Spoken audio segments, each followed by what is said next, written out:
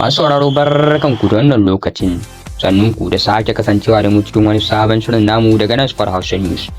A yau, 2 ga watan Agustan shekarar 2024, za ku saurari labaran wasannin namu kai tsaye daga nan Sport Hausa News, inda za ku cewa kungiyar kwallon kafa ta Arsenal da Real Madrid da Atletico Madrid dukkaninsu suna barcin dan wasan tsakiyar Faransa, Rabiot mai shekara 29. wadda ba shi da kungiya tun bayan barinsa kungiyar kwallon kafa ta Juventus, inda za ku cewa kungiyar kwallon kafa ta Aston Villa ta cimma matsaya da kungiyar kwallon kafa ta Chelsea kan dan wasa mai kai hari na Belgium Lukaku, sai dai dan wasan mai shekara 31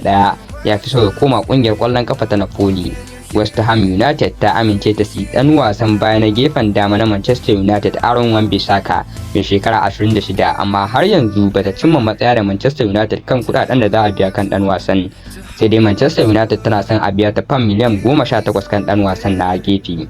Kungiyar kwallon kafa ta Arsenal na gab da kullar yarjejeniyar fam miliyan 25 domin sayan dan wasan tsakiyar Spaniya Merino mai shekara 28 daga Real Sociedad, inda za ku cewa kungiyar kwallon kafa ta AC Milan tana son siyan dan wasan gaba na Roma da Ingila Tammy Abraham mai shekara 26,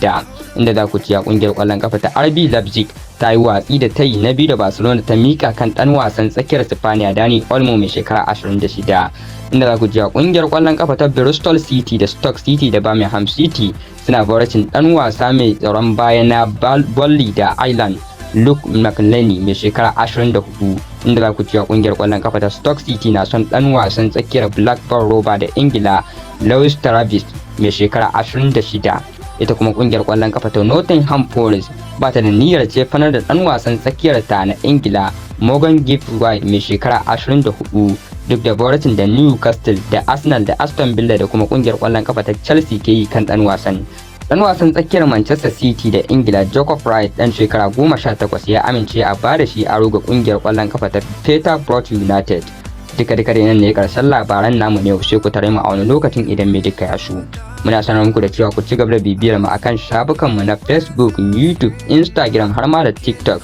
akan Sport Hausa News.